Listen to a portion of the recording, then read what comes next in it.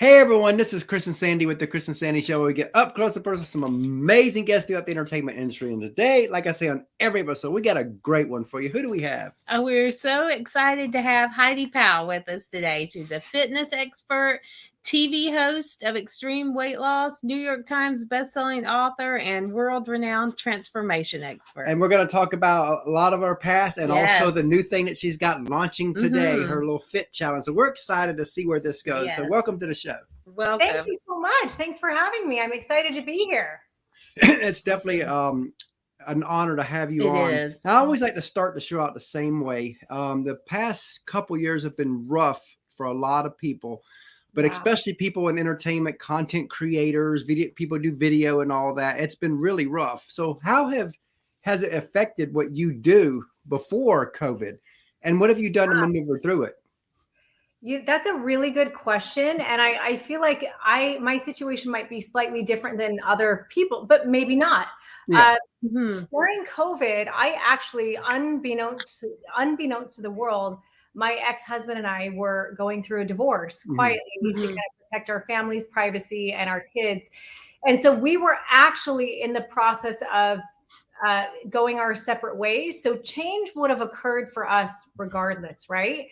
And with where I came from, having a TV show on ABC with Chris, and we had a whole team. We still have a whole team, right? Doing our supplements and all that.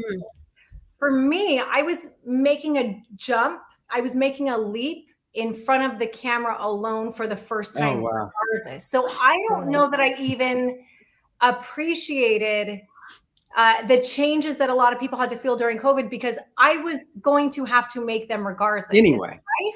Yeah. And I think in a way, as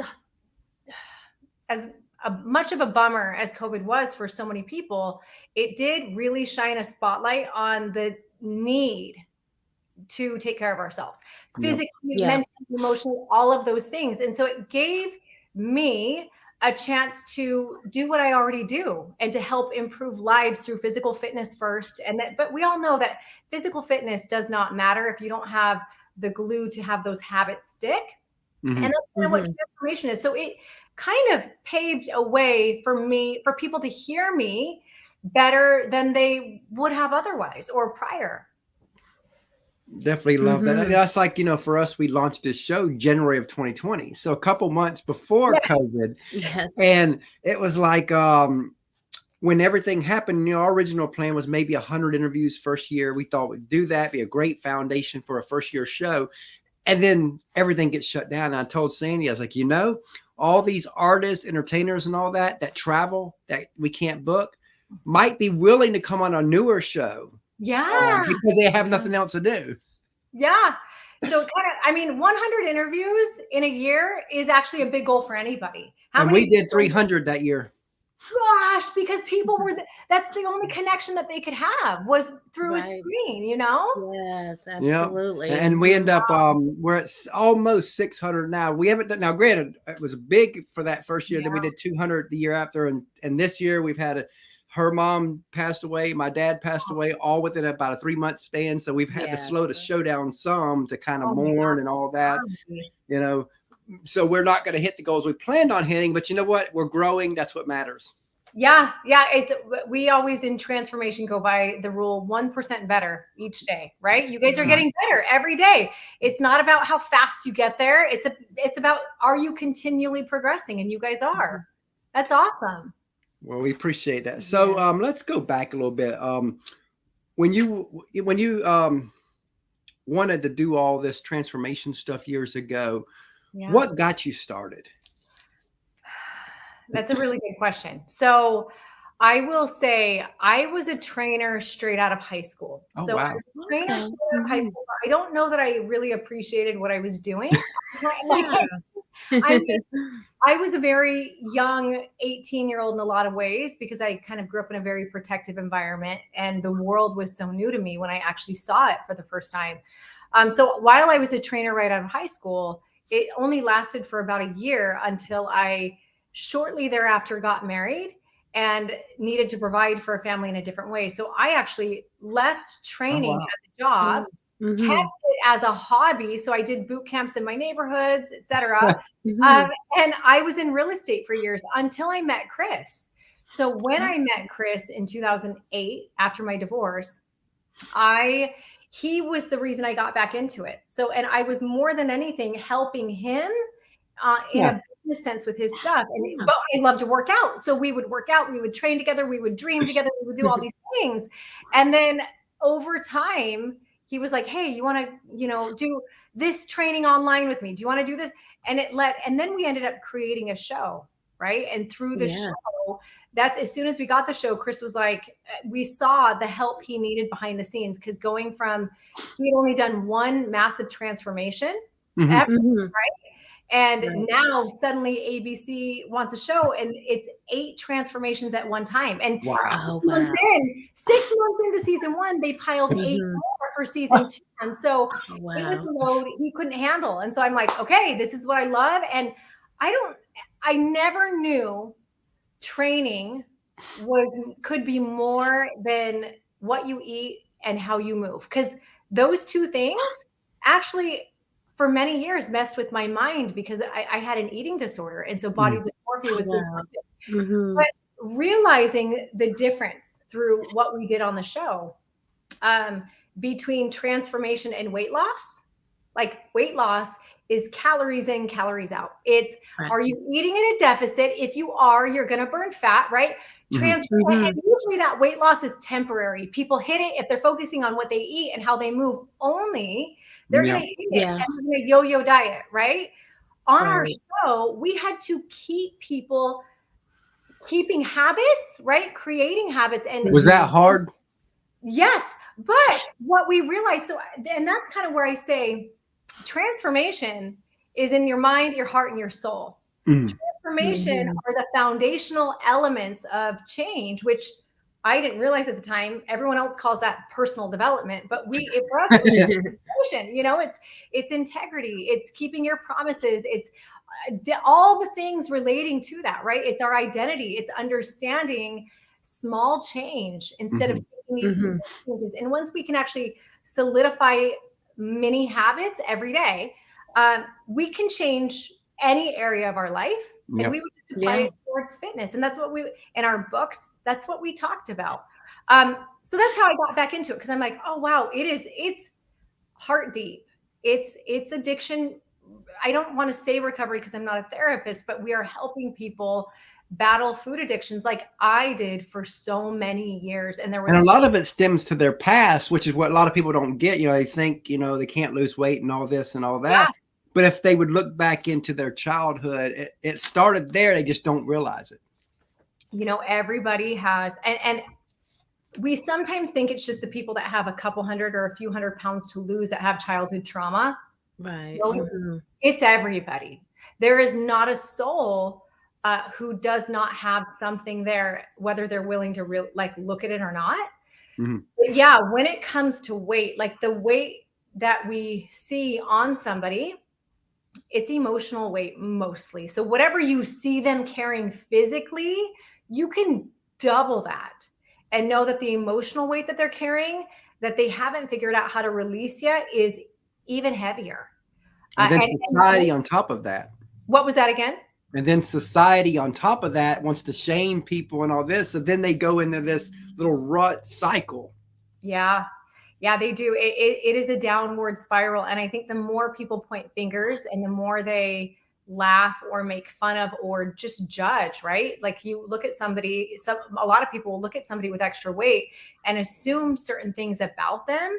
The more that person feels that, the more likely they are to shell up, right? They're going to get a harder and harder exterior. And I think we all know that shame breeds in the darkness. So whatever guilt and shame they're feeling, it's literally growing. It's almost infecting their soul.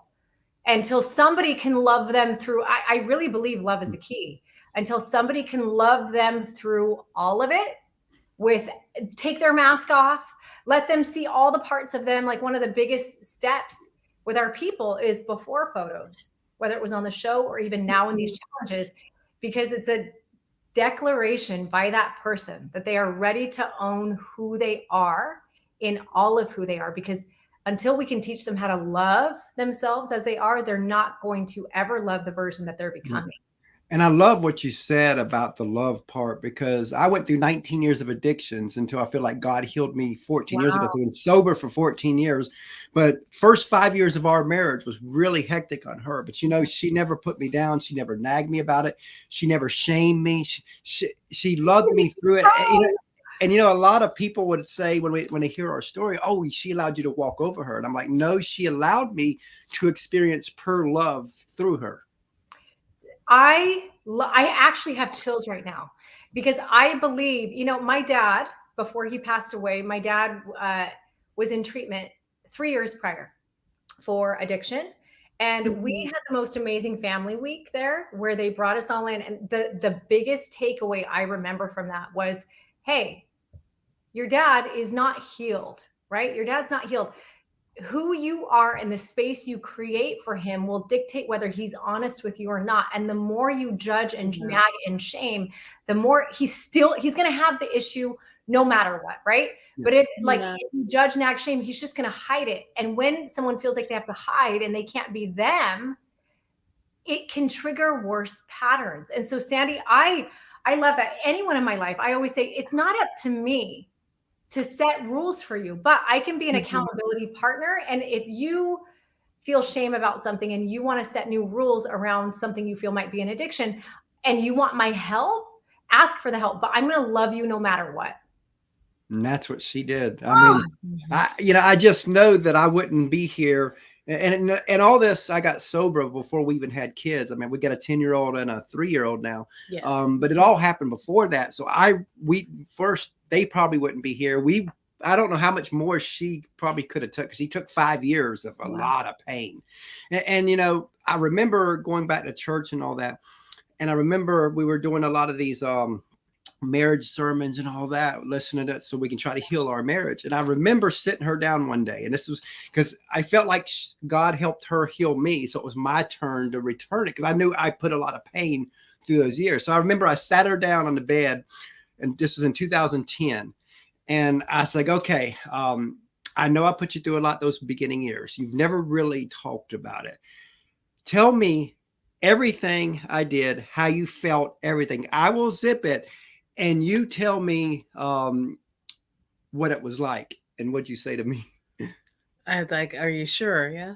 And I was like, yeah, because I knew she needed this for her healing. Yeah. And I'll be honest, we got 30 minutes in, and I'm sitting there thinking, like, what have I done? and, you know, but at the same time, I also knew I couldn't talk. I couldn't say nothing, because this was her moment to shine, to show that, okay, I went through this, so that she gets that I get it. I mean, that's a really big deal for you, Chris, to understand that, because I think most people in that situation, sometimes we think we want to hear the pain so we can help heal it. But as soon as it starts coming out, what do we start doing?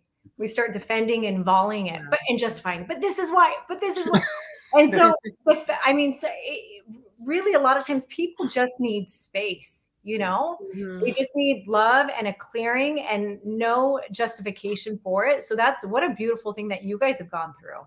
And, you know, I think that's what made your show so powerful, because they weren't, you know, a lot of the people that come on your show wasn't getting that space at home. Yeah. You gave them a chance to have that space. Oh, thank you. You know, I think what it is sometimes we need people who see us for who we are now instead of who we've always been, right? Oh, yes, and I think, yeah.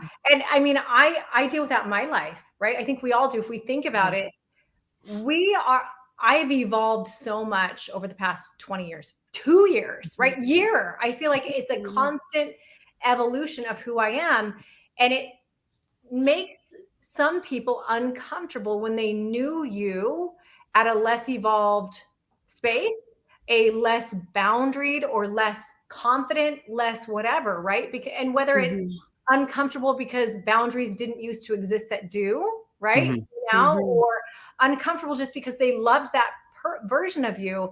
As we grow, or were ready to grow. So a lot of people on the show were ready for change, but it was almost like there were a lot of people in the home environment that were like, you don't succeed at anything, so why would you do this? Like, come on, exactly. come be with us. Yeah. Because they needed a different space. They needed someone to see in them what they hoped was there, but nobody else could see, right? And that's really that's what I needed in her. Yeah. Because nobody else saw it.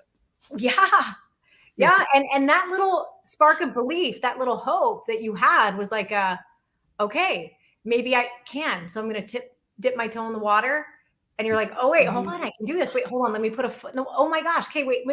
And then before you know it, you're jumping in because you can start to feel through these little baby steps that you're taking every single day that change is possible for anyone. Permanent change. Yeah, I remember like I usually post every so often about when people bring up your past, it just means that they're intimidated by by who you are today.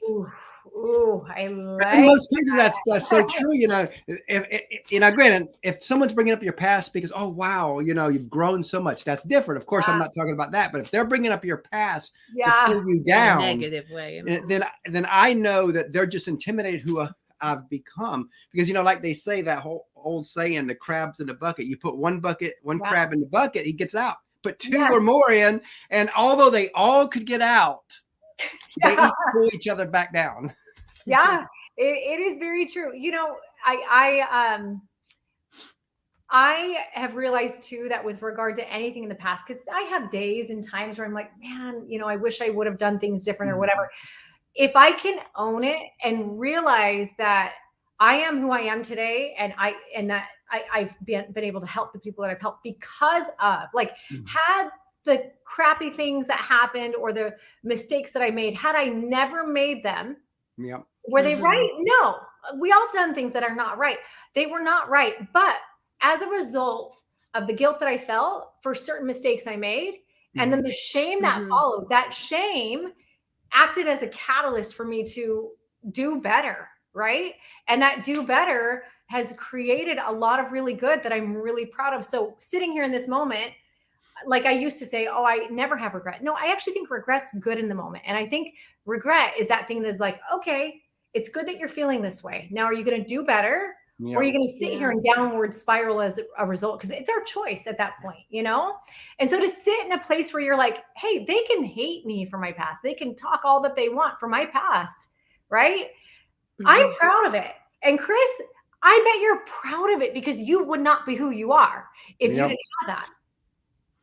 You know, like, you know, a lot of people would ask, would you change anything from your past? And most people would say, yeah. I'm like, I can't change anything from my past because I am right where I feel like I need to be. I feel like I'm the right husband, the right father, and the right child of God that I am today because of everything that's happened in the past. I agree. And I am with you there. Now, it's funny because with my eating disorder, because it wreaked havoc on my body and my teeth, I remember, because that was probably from about 14 or 15 to 25, 26, 27. Yeah. I didn't even tell Chris that I had ever had one because I was so ashamed of it, right? But then it wasn't until someone on our show was struggling with one herself that I finally let her know about my past. And then I saw what my pain, my experience, my sharing of that pain and experience could create for her in healing and hope.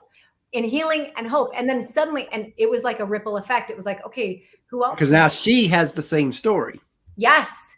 And so suddenly I'm actually grateful for it. So even if I could, I wouldn't, because I am who I am because of that period of time where I was depressed and all of the things. I really, really struggled with who I was.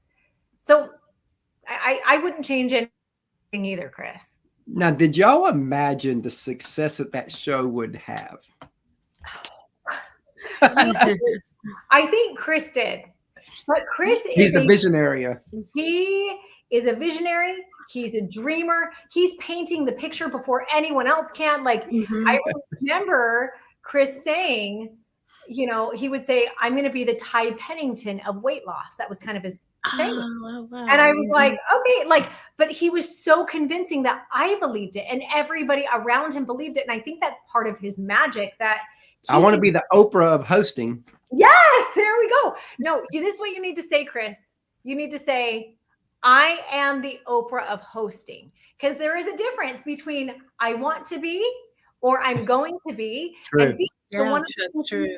in identity is you speak it as if you are it now.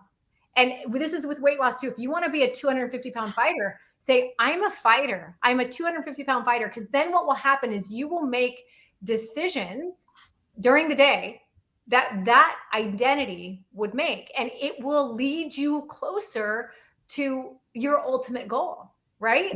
You know, and talking about that, on a wall in our little office, I've got I printed out a thing that says Emmy winning the Chris and Sandy show. Oh, I love it. Do you remember The Secret back in the day? Did you guys ever watch? Yeah, where it was like, you post the checks, you put them up there, and you like put your dream house and all those different things. Oh, they're saying you're taller than Oprah, bro. Oh, that's funny. Well, how tall are you and how tall is Oprah? I don't know how tall she is, but I'm only 5'7". I'm actually short for a guy. I feel like someone needs to Google that real fast. Don't go away from the screen, but Google it. You might be taller than Oprah. Oh my gosh. 200. I'm 250 pounds. Sorry, am I allowed to read these? But I'm not. More of a lover. Listen, I think that's awesome. You get to pick what you can be, a 250-pound lover. That's amazing. You get to pick. Yeah. And I love what you said about the visionary of Chris, because I remember when we launched this show, I felt like things were just coming along. I thought that was the next step. And Sandy was like, what are you talking about? I was like, well, I think we need to launch our own. And she's like, what would we call it? And I was like, what else? The Chris and Sandy show. Yes. I said, you're crazy because nobody knows who we are. I was like, well, we can become known just by just doing it.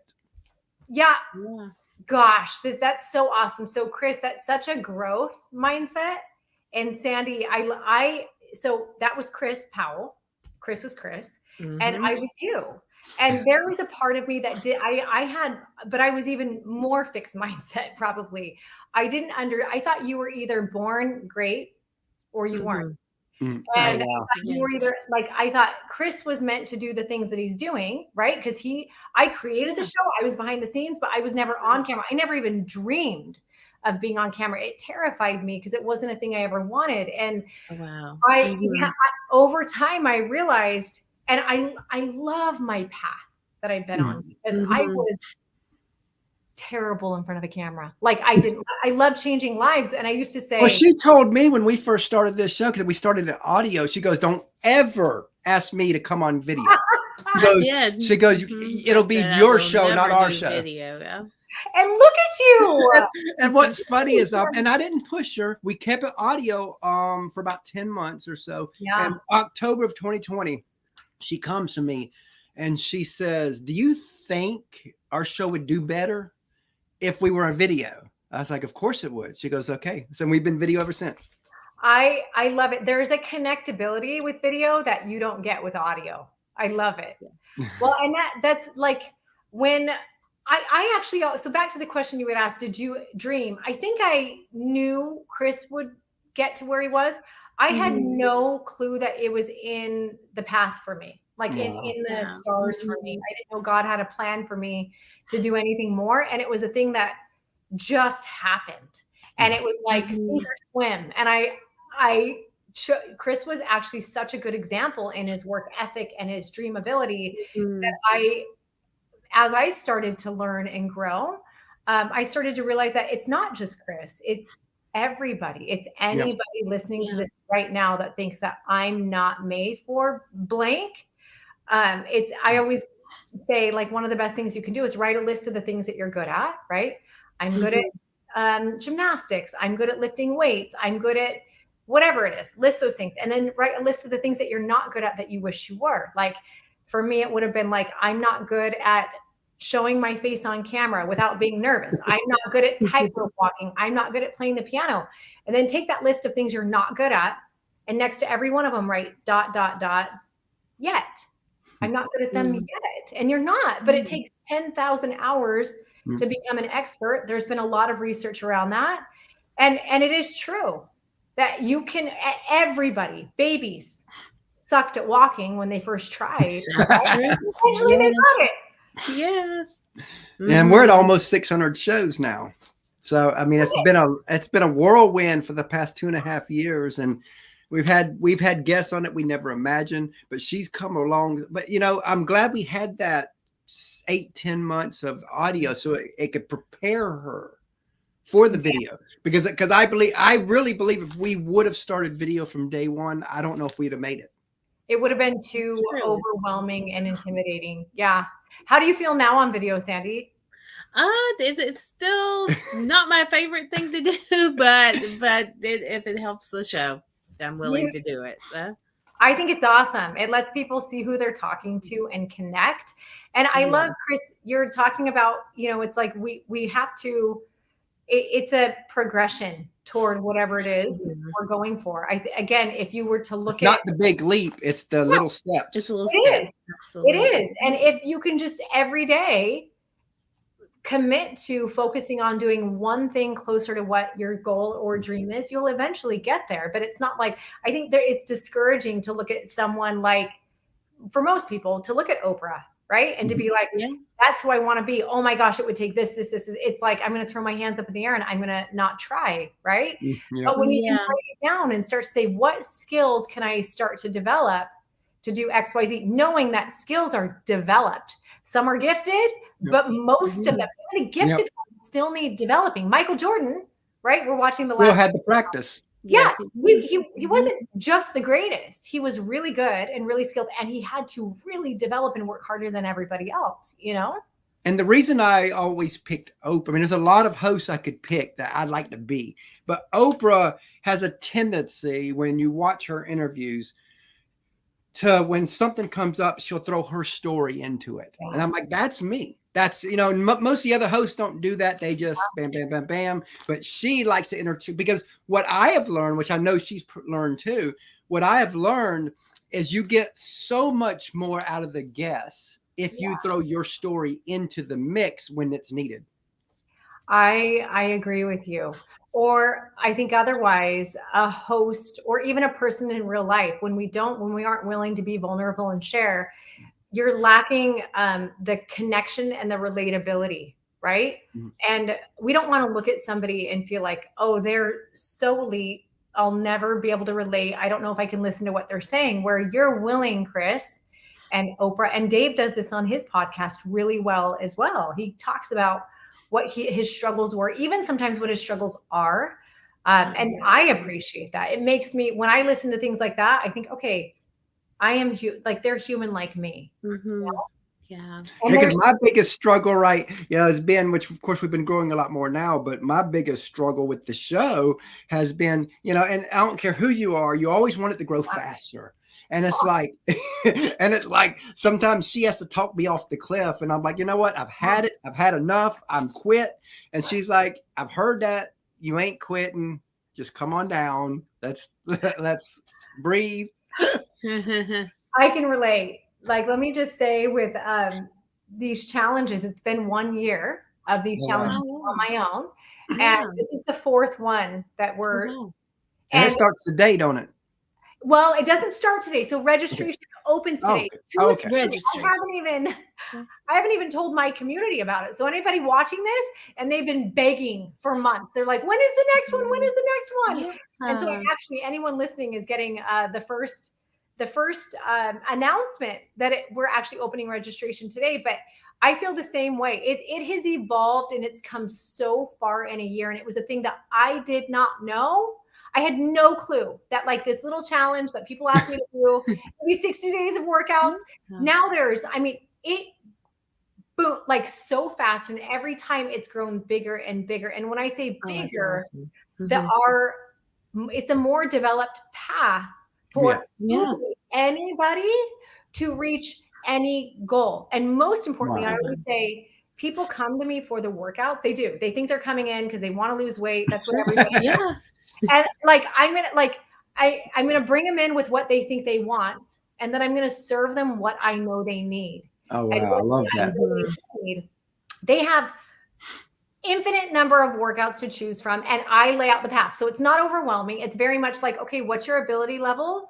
What do you have available, gym or at home? Let me lay out the path. Okay, nutrition. Like, where are you at? Because everything is designed to meet you where you're at. Where are you at? All right, here's what you want to do for nutrition.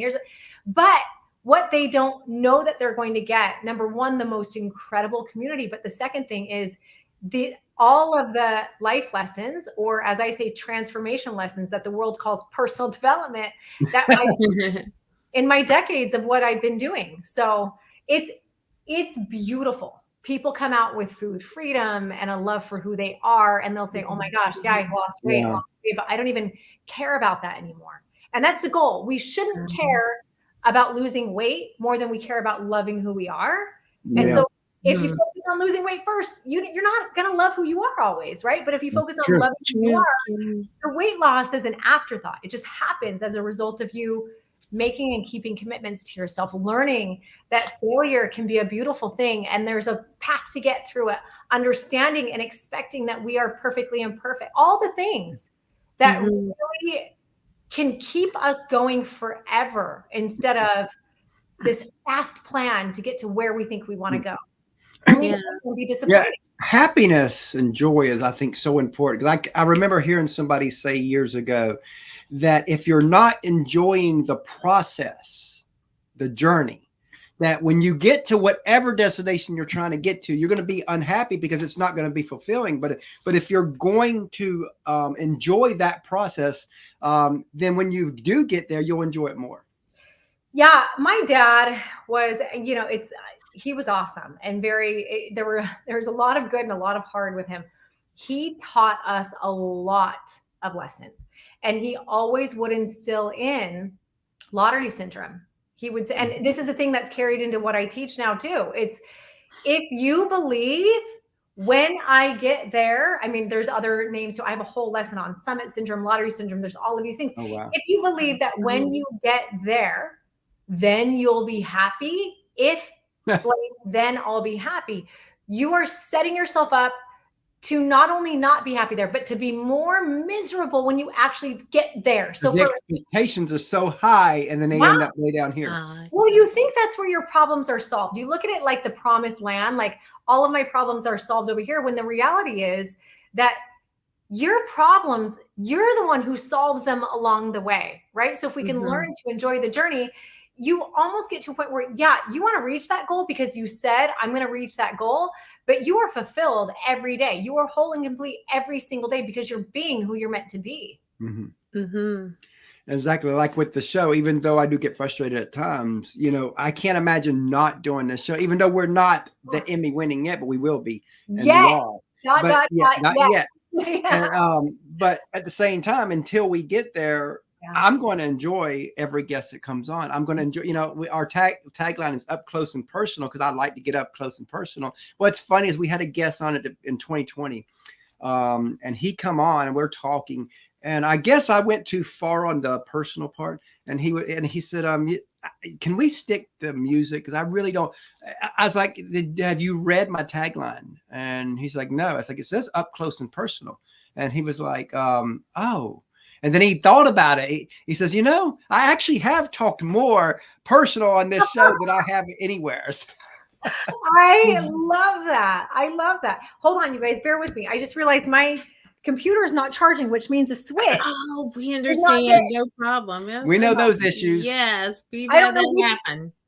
I don't know which of the 4 switches it is, so I'm just switching them on. let me try this real quick. Let's plug her back in. Did you hear that? Yep. We heard.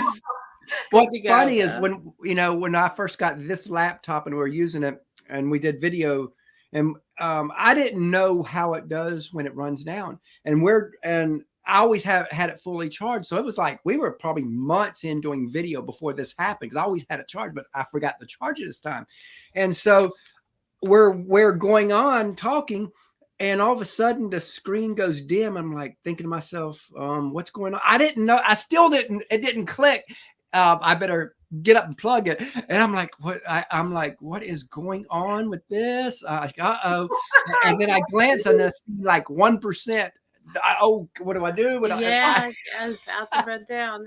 That it's almost a standing joke inside of the Get Fit community. So the challenge communities, we are so close with them. So many of them have done all of the challenges so far, but there are so many inside jokes. One of my rules is don't take yourself so damn seriously. My dad taught that to me too. I grew up with 3 brothers. So if people aren't making fun of me, you don't love me. Right. So it's a joke. We'll get on a live and every time the comments will start coming in, they're like, Heidi, is your computer plugged in? Heidi, plug your computer. Because there's always a technical difficulty. I'm always like, we've had a lot of that and issues. And I remember we booked Ed Asner to come on the show. And he don't do StreamYard. He only does Zoom. And back then we were just making the transition to video, and I wasn't familiar with Zoom at all, but I'm familiar with StreamYard. I try to get him and his agent says, no, it's got to be Zoom or phone. And I'm sitting there like, and he warned me. He says, if the show messes up, he says, Ed, don't come back. So I was like, well, I better do what I always have done, what I know works. And I went back to just for that show audio, because I was like, you know what, what if I mess up on getting the Zoom to work? I'm right there with you where if it's unfamiliar, I'm like, I don't want to test it on someone important, I mean, everyone's important. I don't want to test it on something important like a show. And everybody that's come on the show's never heard of StreamYard. Actually, after the show, said, you know what? I actually like this. Yeah, I've actually never heard of it either. This is the first time I've done it this way. It's cool. You got your banner up there and everything. Yep, that's what I like. I can brand it, and it's easy. Just give a link. They log in. They just, as long as they got Chrome or Firefox. I think other things do work, but that's usually the main 2 that work the best. And so, and we've done over 200 videos so far with StreamYard. We started from day 1 with StreamYard, so we've never left them. Oh, that's so cool. I love it. Proof that you can figure anything out. So, as you know, a lot of people, they see the glory in what you do, but they don't see the grind, the sacrifice, the tears it takes to get to your level.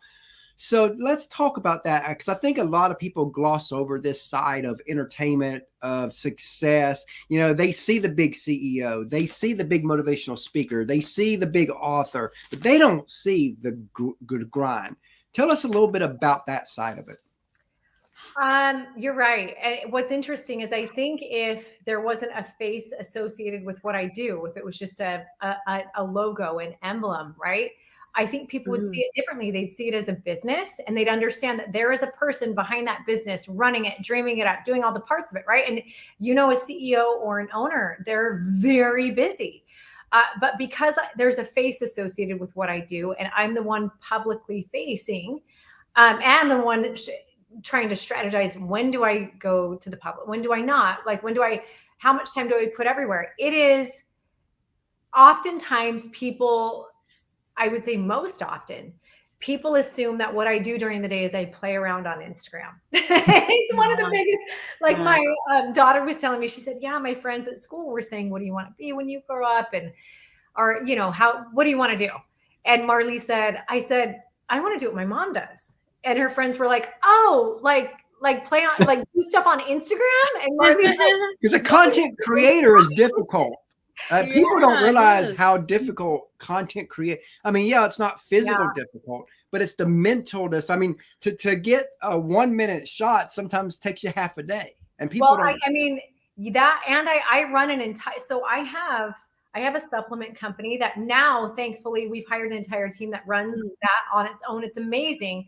I had built an app with Chris, and we, now I run, probably with all the moving parts, a team of 15 people who these challenges, 3 that I've done in a year that I didn't expect to do. They have been year round. So even though there are 60-day challenges done, they're a month prior to set, 2 months where it's really heavy, and then 2 months after, and then a month for the next.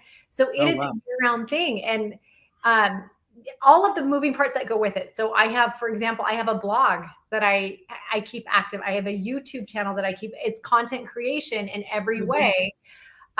So many moving parts, but it's a thing that I love. I will say, I mean, I always say that I can outwork anybody, which over the past couple of years, so 3 years since my divorce, specifically the last 2 years since I met Dave, I have actually experienced a more balanced life. I don't know that I'm in balance right now, like the balance that I love the most. There's a lot going on because we have an event coming up. So I'm very busy right now, but I do appreciate now. Dave had introduced to me play. He's like, this is what it's like to relax. Because when we were shooting the show, I was popping out babies right and left, and like pregnant on the show. The next scene, I'm like not pregnant, and they wouldn't explain it. But really, we were traveling 7 days after my baby was born. I was getting our book written and contracts done in the hospital bed. So that was unhealthy. Back, it was unhealthy, but I also didn't know any other way. And I appreciate now more than ever that while I can get sucked into the grind, and I'm in it right now. Like I was just telling my team this morning, I said, all right, this is that overwhelm that I'm feeling where I want to cry. There's so much. I'm up till 1 a.m. I'm up at 6 a.m. and it's just grind. I'm trying to be a good mom. But when I hit that point of overwhelm where it's like, okay, is time to back the workouts in? Yeah, that is a sign that the way that it's going right now is broken. This I cannot last like this forever. I can, but I'm going to burn out. So what am I going to do to change it? What systems am I going to put in place to alleviate what's happening so that, and then that's actually where growth happens because I'll bring in a new person and we grow. It's really awesome. And I love that you're talking about that because I think that in our society today, you've got this hustle culture. Yeah. And that's really hurting a lot of people. And I've noticed a transformation in the teachings of Gary Vee. He used to push the hustle culture hard. I've noticed he does a little more talking about balance than he ever has. I bet he has, because I would have been the person preaching hustle culture back in the day. And because I didn't understand. And sometimes I have to stop myself because I am by nature proactive, go. There's not something to do. Let me get a lot to do. It's like, but I think everyone hits a point. And I can very much feel it now when I get there. I experienced some real anxiety attacks that I've never talked about that landed me in the hospital because I actually thought I was dying. I didn't understand that blacking out and like my hands were cramping and I couldn't control my breathing and I had heart palpitations and they're like, this is just anxiety. You're having a panic attack. Oh, wow. That was a wake up call for me. Like, okay. And so I can imagine that Gary, we only have so much wick, right? On our candle. And if we're burning it at both ends at some point, we can't make any more. So we got to slow it down and we got to recharge a little bit. And that recharge and that play, I guess, if you will, it starts to make you value things differently. One of the best books I ever read was Essentialism. Have you read that? No. Oh my gosh. Okay. Essentialism by Greg Mcewen. And it is it was almost like it was the permission I needed to rest and oh wow. Like I read it in Stephen Covey's books, but like that book and the way that they explained it and explained that we are not our best. Even God rested one day. Yeah. And that one day is hard for me to rest. But like look at it like a job. Like part of it, for me, like when there's work, the word work associated to it, it's like, okay, I feel okay doing it. Now my work for the day is to rest. So yesterday Dave and I forced ourselves to go play top golf. We forced ourselves to play with Ruby. And I had a hard time in the middle of it. And then about halfway through the day, I was like, oh. And at night, I'm like, I'm so glad we did it. It's like a workout, right? We gotta force ourselves to work out. And we're then you love it. Pissed off halfway through. And then we hit a point where we're glad. So scheduling and play and time for ourselves is crucial. Love that. You know, a lot of people, they see you, but they don't see the village behind you. In our opinion, the team never gets love, but on our show, they get some love. So take a few moments and just tell us about the team that helps you be who you are. Oh my gosh. Well, when we did our show up event in April, I mean, I can't not talk about my team. If you're in my communities, you know this. I always say, you know, show up with Heidi is like the brand name, but it's Heidi. I brought all my people up on stage. I said, this team, like, this is who Heidi is. Like, I think everyone sees it and they think it's me doing all of the things I could not possibly. And I really do have the greatest team. I've had people who have been with me in different ways for 7 years. It's just, and they are loyal and they are hardworking and they are funny and high energy. And I also have really great friendships. I know there's a lot of people that will say bosses shouldn't have friendships with their employees. I actually completely disagree because I feel like there has to be that bond and they have to feel safe, at least in my world, coming to me when they're overwhelmed or they're stressed and feel like I'm going to hear them out and like I'm actually going to do what's best. I've had employees in the past that I've actually told, like, hey, you've outgrown where you are. And they literally the greatest. But when I can see someone and their potential being capped somewhere, I'm not going to be greedy and keep them. I'm not, because I know what, like, them to grow. Yeah, I'm doing a disservice to them and to the world, you know? Because then everything you teach is actually wrong because you're going against your full teaching. And that's what I love. I actually live for way more than physical fitness. Yeah, that's how we realize our potential. But I love seeing people realize what's in them and understand that they have all of the tools necessary to live their greatest life. So if I can help someone get there, they don't have to be a part of my team. Some of my best friends do the same things that I do, right? They have their own businesses around fitness in one way or another. And what's cool is all of them pour into my community. So the Get Fit Challenge community, for example, all of these huge, amazing fitness friends come in and they guest appear and they teach, they do meditation, breath work, yoga, dance fitness, because I believe there's room for everybody at the top. I would never want to halt someone's growth or try and suppress them. Love that. And, you know, speaking of teams, we have a third co-host, our little 10-year-old. So Sandy's going to go get him. I will get him. And he always asks 3 questions to each guest. Oh, should I be nervous about this? So while we're waiting on him, what's kind of next for you? So I had just finished a really amazing, oh my gosh, we didn't even talk about it. That's okay, because no one could get in. I had opened up a free 5-day boot camp that just ended on Saturday.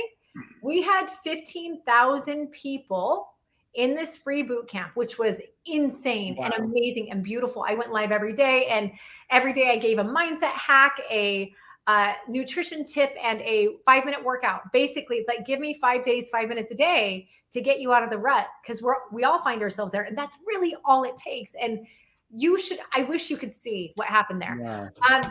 Next week though, so on the 5th, hi. Hey. How are you? Doing good. Good. So what's favorite food? Oh, what's my favorite food? Oh gosh. I mean, I want to say Kraft macaroni and cheese, but that doesn't feel very healthy for a fitness person. But if I go back to my childhood, one of my favorite foods was always that. If I'm going with health, I love good chicken and rice. Love me some good chicken and rice. Crock pot chicken. Because what's yours? Mine is pizza. Ooh, oh, I love pizza. What kind? Pepperoni?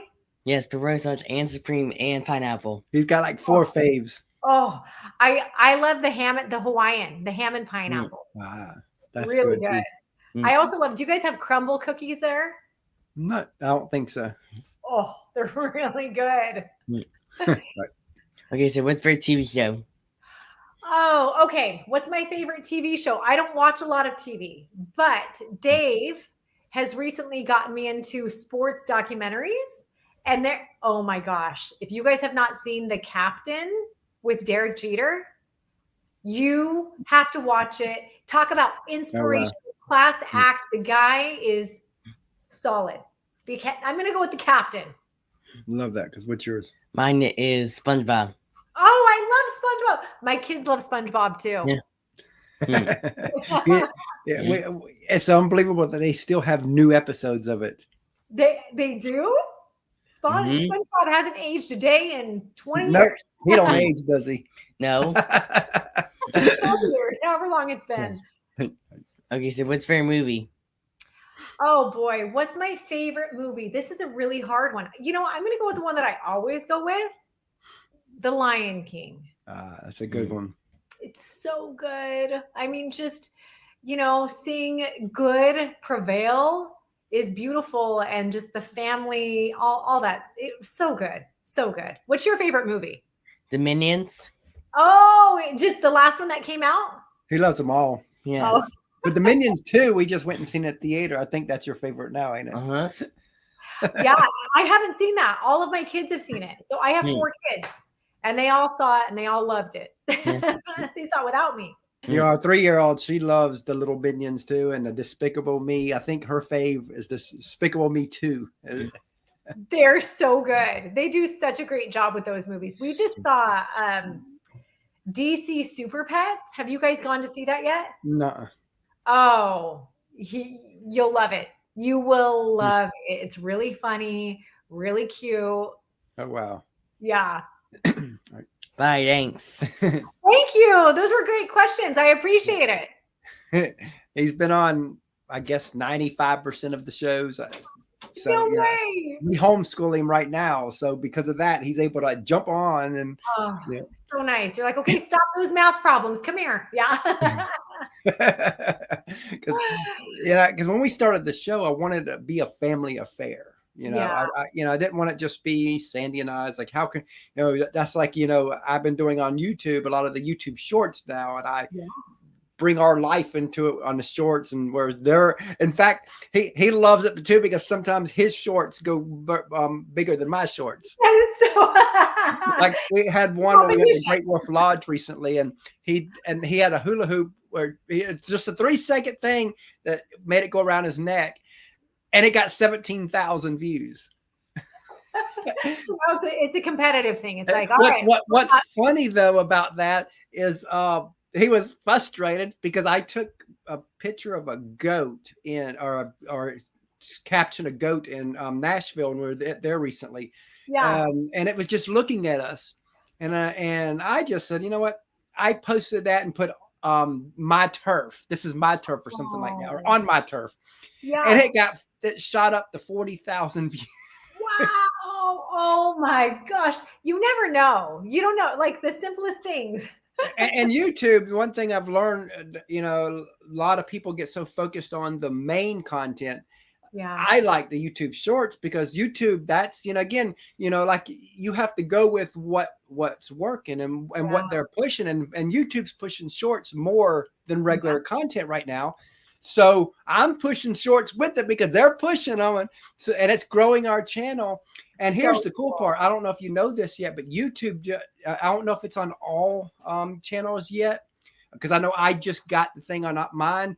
Yeah. But you can now, when you do a long form video, you can actually go in and go to that video, click create on it, and you can create a short from that clip.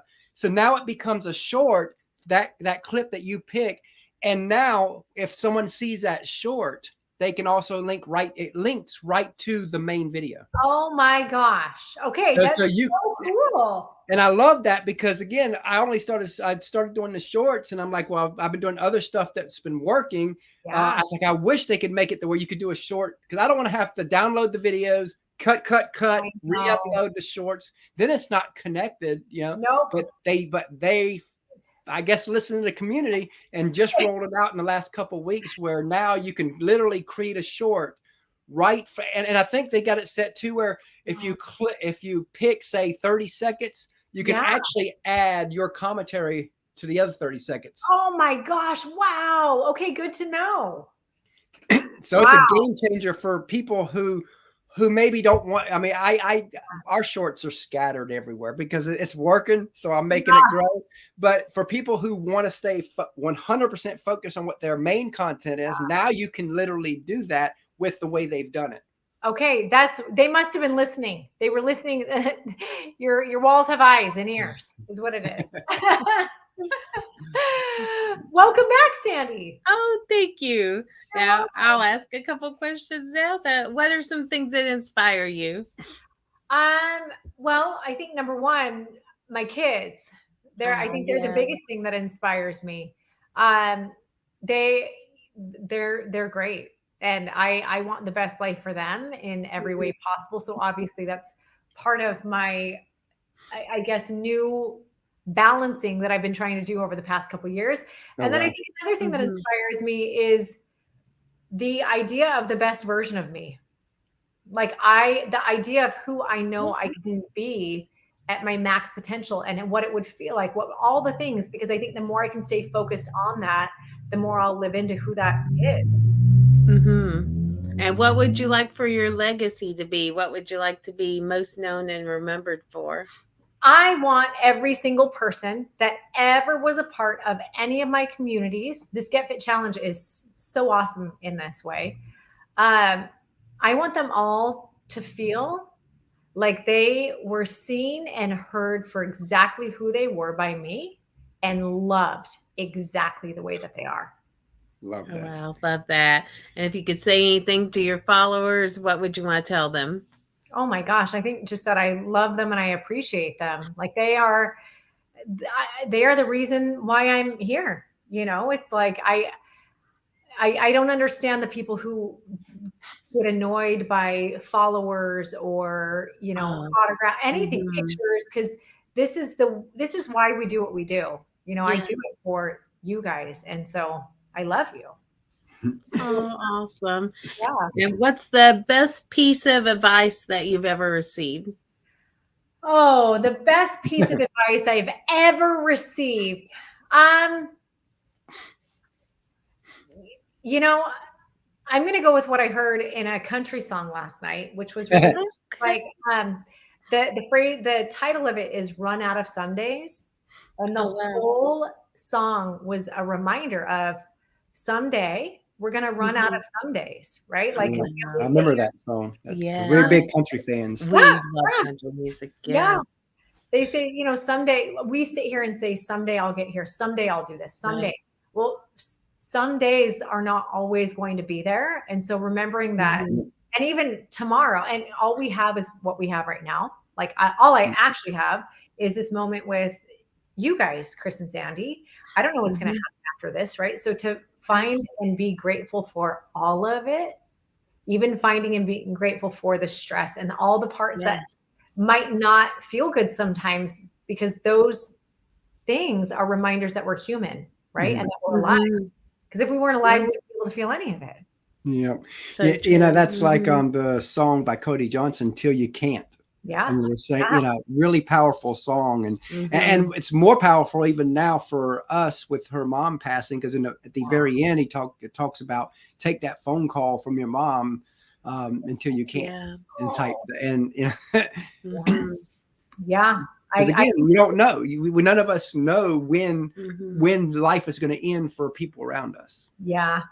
Yeah. My dad passed away 12 years ago and had no idea it was going to happen. And he was in recovery and everything. So same. I had his voicemail saved, a voicemail saved for so long, and then I switched phones and it went away. But it's how great I still remember his phone number. I wish I could call and have him pick up, Yes, absolutely. Yep, most definitely. So as we close out here, what advice would you give someone who has that dream and they want to chase it, but they're a little scared? What advice would you give that person? First of all, fear and being scared is not a bad thing. I think that fear, if we can reframe it, someone once said, reframe fear and view it as excitement. Like understand that fear that you're feeling is actually speaking to you, saying something big is on the other side of this, right? And allow it to be a catalyst to you taking action. So one of the biggest phrases in transformation that we say is action conquers fear. Like think of how you feel before you start a workout. That's scary, right? You're scared, you have butterflies, all those things. But the second you push go and you start that first rep, the fear dissipates, it goes away. So action toward whatever it is you're doing is actually going to help that fear. You're going to forget, fear is going to be gone, right? But also understanding and having faith that a lot of the fear too is, some of it is it's false evidence appearing real, almost breaking down. What is it that we're scared of? Like, what are we actually, are we scared of looking bad? Are we scared of that? Break down, and which ones are real? Like which ones are made up in our head and are big and are snowballing into something greater, right? And then time to do a thing with the ones that we can. But then the fears that aren't real, just journal your feelings out. Sometimes we just need to be heard. We need that space like we talked about earlier in the show. But what it always comes back to is action. It's baby steps. Action conquers fear. If you just start with one thing toward that big thing and you can see that you're actually progressing, I mean, that's like okay, if I can do this. Action is everything. You know, like I remember there was a book. I never read this book, but I've had friends that told a little bit about it. But I think it's not even in print anymore. But it's an old book called The Negative Power of Positive Thinking, because what it was about was a lot of people feed all this motivation, and I love motivation. I'm a big motivational person. But at the same time, if you don't act, it becomes a negative thing. Yeah. Because, you know, action motivates you. Motivation usually don't make you act. I love that. Yeah. I've never heard of that book, but I love what you're saying. It makes sense. I'm with you.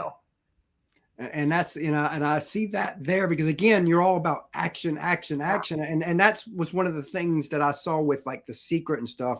And I think a lot of people twisted it. I don't think The Secret was teaching that you just speak it into existence, but you know, but a lot of people took it that way. And they're like, well, you ain't got to do nothing. You just speak it. I'm like, keep thinking that. Yeah, it's like they stopped at that part, like speak it. And then they're like, done, I'm not going to watch or read anymore. No, you got to read what's next. We said, speak it every day so you take action toward it, you know? Because the most important is action. You know, I'd rather fail my way through action than to succeed at just sitting there. Yes. Amen to that. You know, so tell everybody how they can find you, your new challenge and all that. Yeah. On Instagram and Facebook, I'm Real Heidi Powell. Where we're going to be, like, I mean, we're in there a lot. It is a very active, fun community. If you want to come have fun, if you want to learn, to love yourself, but if you really want the secrets to transformation to help any body goal stick, it's HeidiPowell.net/getfit, GETFIT, HeidiPowell.net/getfit. Yeah, it's a blast. Or you can just go to HeidiPowell.net and see what I got going on. It's a free blog. I love that. Love it. You know, we really enjoyed having you on the show today. And we definitely look forward to having you back down the road. Yes. Thank you. You guys were wonderful. Thank you so much. Tell your son thank you too. We will. We will. Thank you so much for your time today. We really appreciate it. You have a great day. Bye. Bye.